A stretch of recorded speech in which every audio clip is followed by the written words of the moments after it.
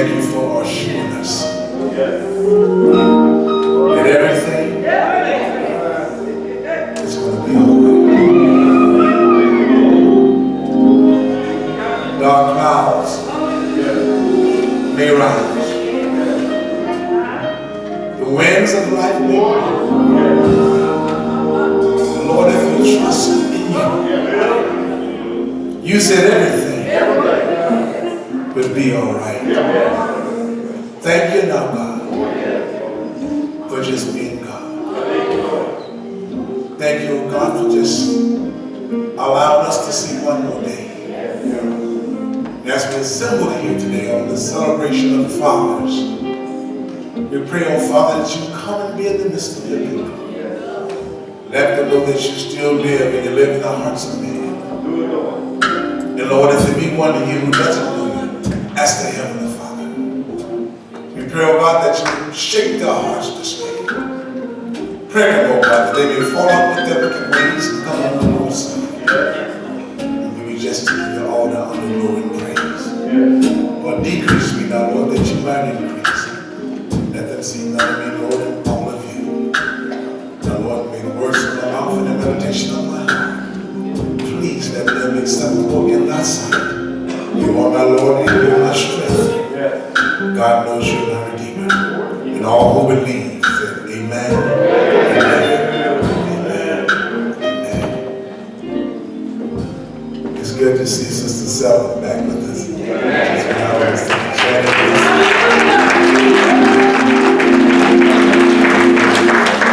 All the visitors, those who choose to understand, we welcome you and thank you for coming and sharing with us in this worship experience. We're not going to be before you long today. We're going to try to speak on our Father. And let you go home and feast and enjoy your family.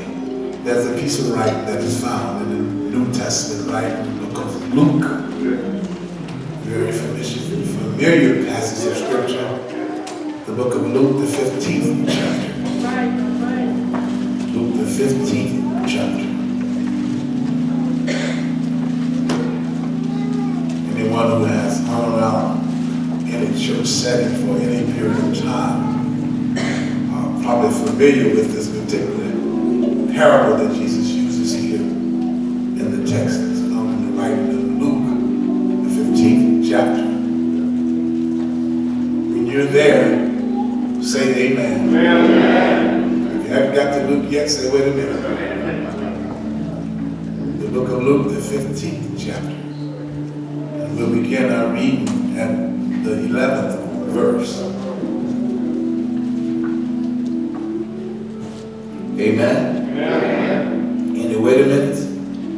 Amen. The word of God is recorded according to the writing of the book of Luke, 15th chapter, verse 11, reads as follows. And he said, a certain man had two sons, and the younger of them said to his father, Father, give me the portion of goods that falleth to me. And he divided unto them his living. And not many days after, the younger son gathered all together and took his journey into a far country, and there wasted his substance with righteous living. And when he had spent all, there arose a mighty famine in the land, and he began to be in want.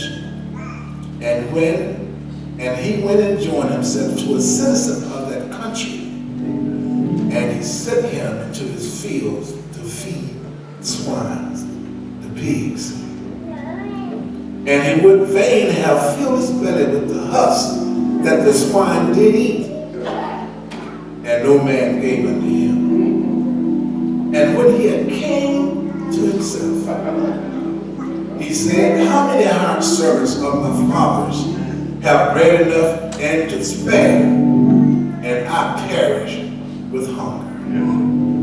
I will arise and go to my father, and will say unto him, Father, I have sinned against heaven and before thee, and am no more worthy to be called thy son. Make me as one of thy hired servants. And And he rose and came to his father. But when he was yet a great way off, his father saw him and had compassion and ran and fell on his neck and kissed him. You may be seated in the presence of God.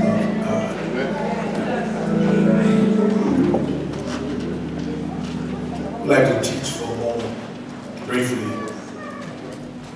on the topic of the love of a father. The love of a father. When I was singing with the group in Colombia, I worked with the guy Sumner worked with the state of Colombia, his institutions. And there was a young man who had strayed away. He had been sentenced to prison time. And he was being raised by some of his kinfolk. I don't know whether his mom and dad had passed or not, but he got into some trouble. And they sentenced him to about 8 years. And Jerome, the guy that I sung with from the group, he worked with the prison, and his job was, when the prisoners was released, put them on a van and drive them back to their hometown, to where they were raised. And he said when he got the young man back to the home in which he was raised, there was a lady who come out the door. When he opened the van and the young man got out, she looked and saw him. Took his bags out of the van and made his way to the porch. When he got to the house which he was raised in, the woman said, "You can't come here." Partner, he's an artist, he's a songwriter. He wrote a song about this young man. And the song was, "Let Me Come Home. I know I messed up and I done wrong. Please let me come back home. If you let me come back home, I promise I'll be one of the ones that you can count on." But the lady said no. And he said, "It hurt so bad because the state will not let you bring them back once you get them off the van." You don't know what happened to the young man? You don't know where he lived or whatever happened to him. The God put a song on his heart that said, "Let me come home." And a lot of times, everybody will have compassion on us when we have messed up. And it's sad that our own folks sometimes, the ones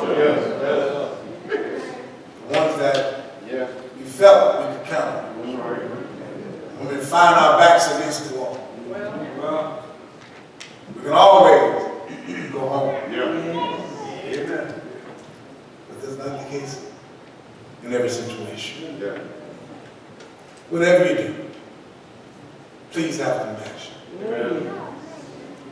They may not look like you, may not smell like you, That's right. Come on. may not dress like you, That's right. might give you talk like you, That's right. but find some compassion. Amen. And God will bless you. Today, it has been set aside that we honor those who are fathers. Not only those who are the biological father, but those who have done the duties of a father. It's a blessing for those who have a living father. I want you to know you're blessed. And for those of us whose father is no longer with us, it's good to look back and remember the times and the special things that we shared with our fathers while they had them with us. We realize that not everyone can say that they've had some special times and they've enjoyed some good times with their father, for whatever reason it may be. But in this day and time, there are so many mothers who have been made to play both roles in the lives of the children, being a mother and trying to be the father. I feel it would be appropriate to say that every man that fathers a child does not always fill the role of a father. We hear the term used in the Word of God that he fathered a child. In the Greek Old Testament, he fathered a child is repeatedly said in the Old Testament. But fathered means that he was the one who lay down with the woman and caused her to be impregnated. Well, there's a lot of men who have impregnated women, or in some cases, children. But doesn't necessarily make them a father. That's right. If you don't live up to the responsibilities of a father, then you're just a sperm donor. That's right. You're not necessarily a father. The father is one who will do all they can to raise, to teach, and support, and love the child. In this generation in which we live today, we find so many women being put in a situation trying to be the mother and the father. And this is becoming prevalent in our society where they're doing the best they can. But there's something about a father. Yes, sir. I realize that this is Father's Day with women. To stop selling for less. Ladies, if the man is not man enough to man up to be a father, put him up. And the system will make him support the family. It's time out for letting them lay up. But they don't want to man up when the time comes.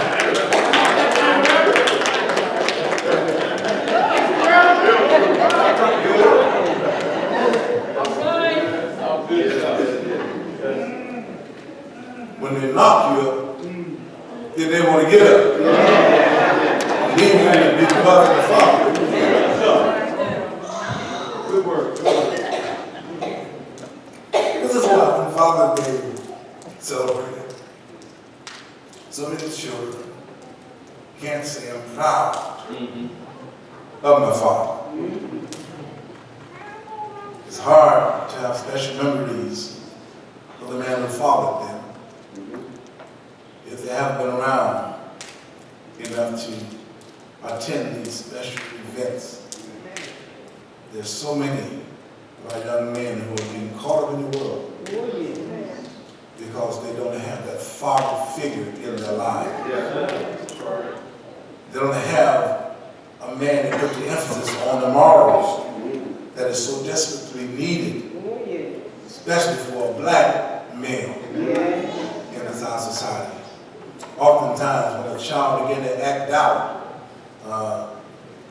is from not having a lot of times a father figure in their lives. And I'm not saying that the mothers have done a great job. I commend you mothers and both roles. But when the child begins to act out, the first thing that is said to them is, "You just like your big daddy." And if this child here is just growing up, having this mentality installed in you, if and when they do get caught up, they believe that this is how life is supposed to be. That's right. They feel as if they don't have a father who cares enough to be there for them, nor have they been there with them. Usually the child mentality is, so what? That's right. And we look down on them, a lot of folk do, because they messed up. But you can't judge a person until you walk in their shoes. What do you do in situations when the father is not being a father? How can a child be assured that he can make it without depending upon his biological father? There's a little child business that I'm teaching. How can a child be assured that they can make it but not their biological father. The Bible says in Proverbs 22:6, to train a child while they're young. This means teach them that the father of fathers will be their father. Teach them that they do have a father who loves them and cares for them in spite of all they do in the absence of their biological father. Teach them that our Father who art in heaven, it is He that has promised to supply all that we need. Not all that we want, but all that we need. This is called Fatherhood 101. If we teach our little boys the responsibilities of growing up to become a man at an early age, when they grow up to be men, we won't have to have so many mothers trying to fill the role of being a mother and a father too.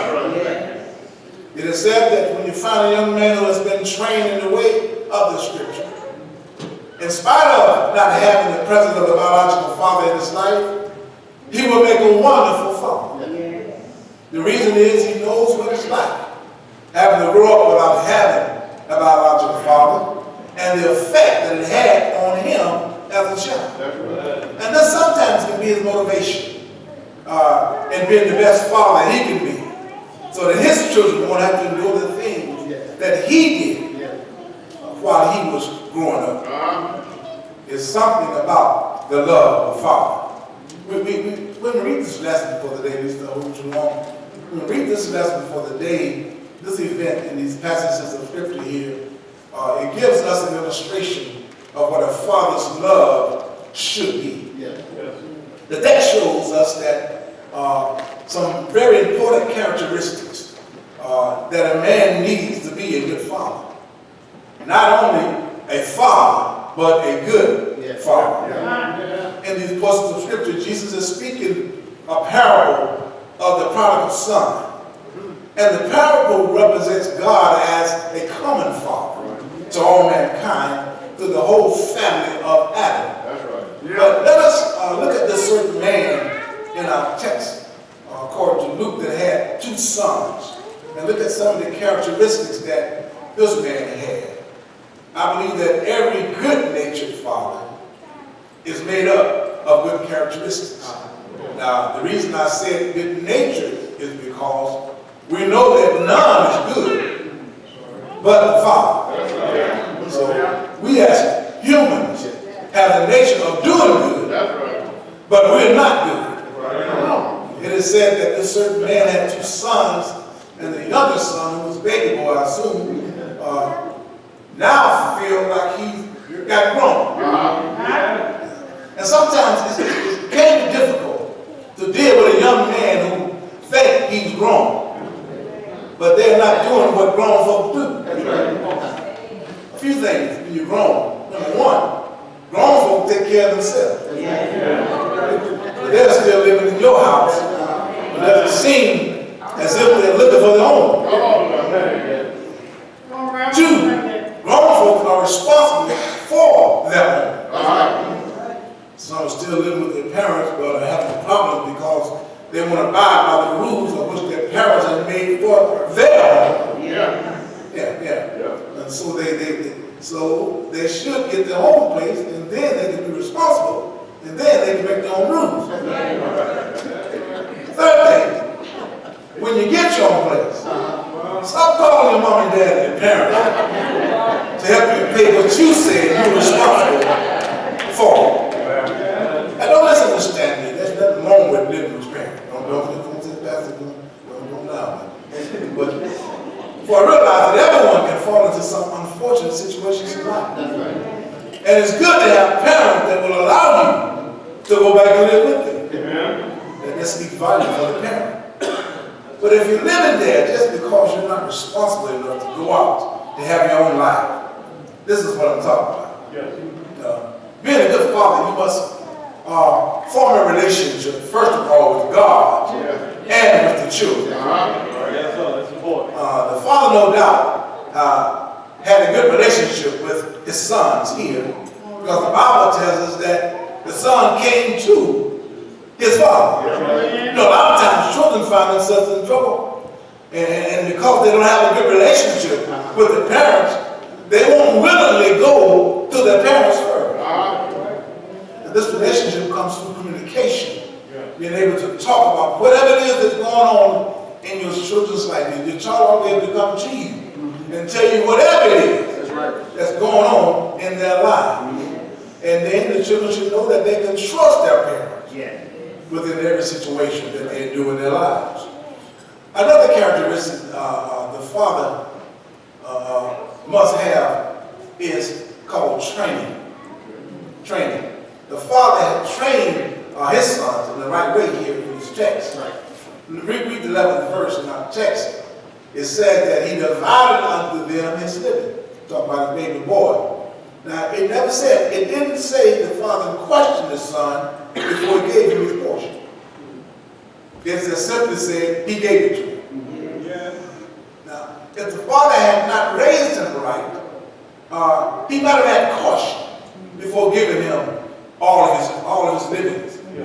But when you've done the best you can in raising them in the right way, when they decide to go out on their own, you won't have to question their decision and lose sleep worrying about them when they go out there. Last but not least, a good father must have compassion. In the text, you discover that this young man went and journeyed into a far country. And there, he wasted all that the dad gave to him, and all the years he wasted, all the stuff he stored up for him, that he might go out when he get old enough to make a living for himself. The boy went down to a far country, and he wasted everything that daddy gave to him. Come on, truth be told, all your parents, your child wants to do that. After you ain't telling them to leave, they come back home, or try to come back. How many of y'all are like this father in the text? Open them back, open arms, run and kiss him on the neck. Then go over everything you had 18 years ago stuff for. Y'all, they come on back. How many don't raise your hands. Some of y'all might, I don't talk about that. But let's think about it. How many of you can really say, God knows your heart, can really say that I do just what this man did? You know, it's disheartening sometimes when you find out that you've done all you've done for your child, providing for them, putting a roof over their head, clothes on their back, feeding them when they got hungry, even going out and doing without some things that you wanted, just that's what they could have. When they get out of home, you feel like they're down there to live because you taught them. But it turns out that they're living like they haven't even been raised. These are the times when compassion seems to elude the parents sometimes. But we have to remember that Proverbs 22:6 never said the child would go astray. We don't read it. We never said the child would, it's a train a child in the way it should go. And when he is old, he would not depart from it. He never said he wouldn't go straight. But he never depart. What means his upbringing will always be in him. In spite of what he do. If you taught him right, they're still old. Because you raised him right. And he knows what's right.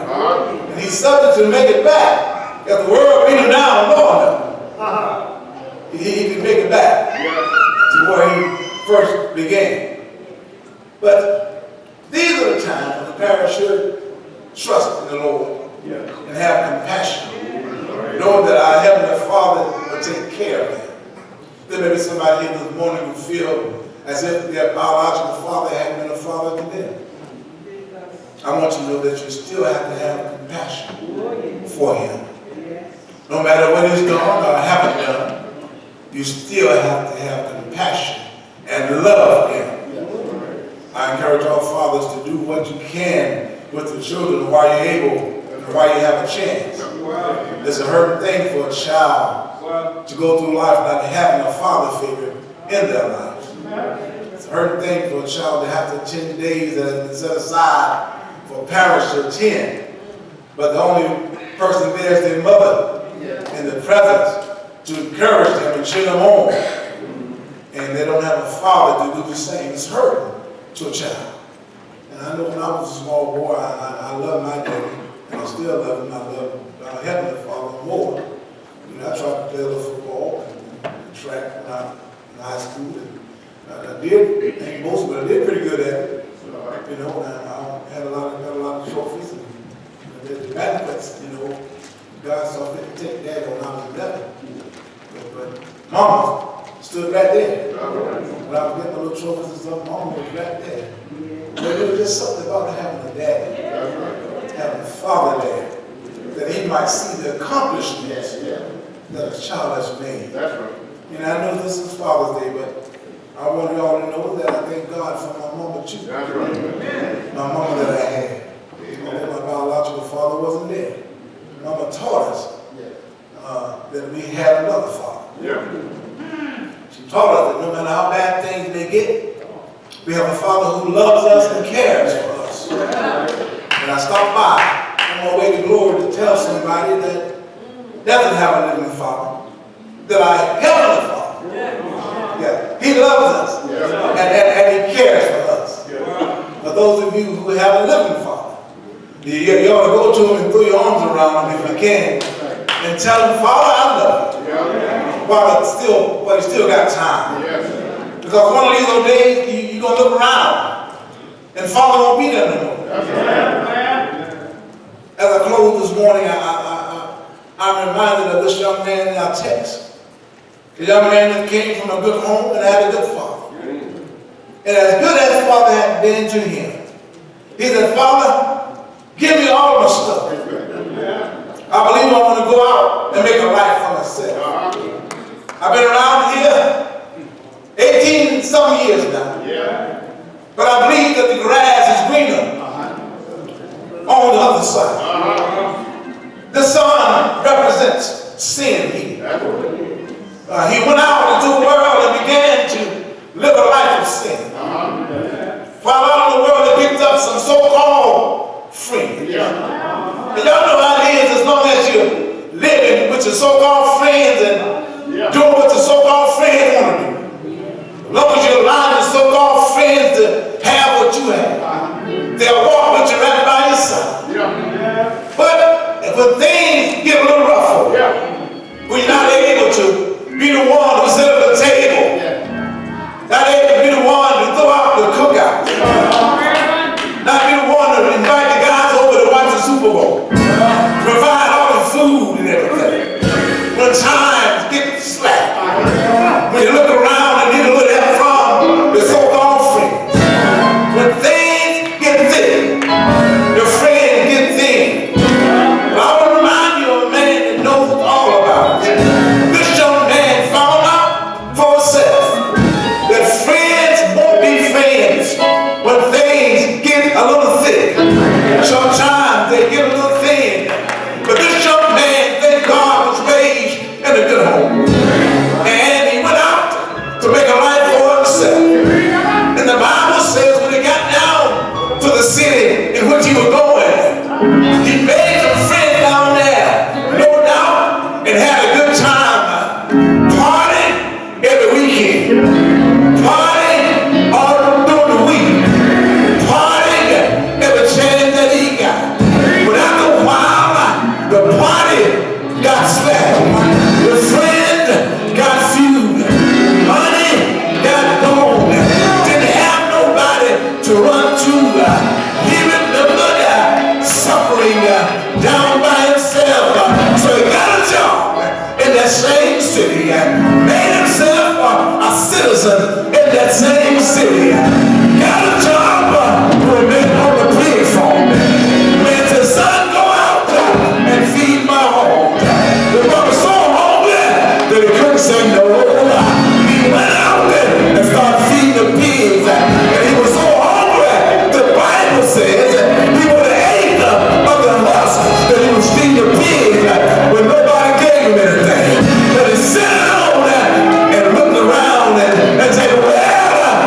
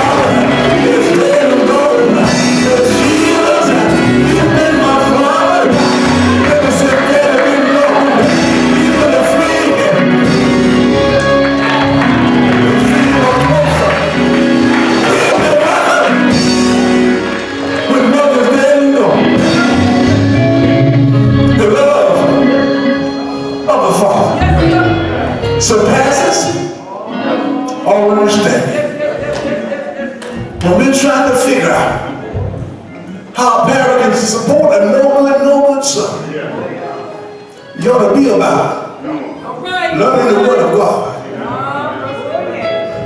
Just like you, all of us have been prodigals at some point in our lives. All of us have gone astray. But thanks be to God that we serve a Father who loves us so much so that when we mess up, He'll throw His arms around us. Say, Lord, this is my child. He'll forgive us. Put us back into the fold. Is anybody here today? The doors of the church is open. As we stand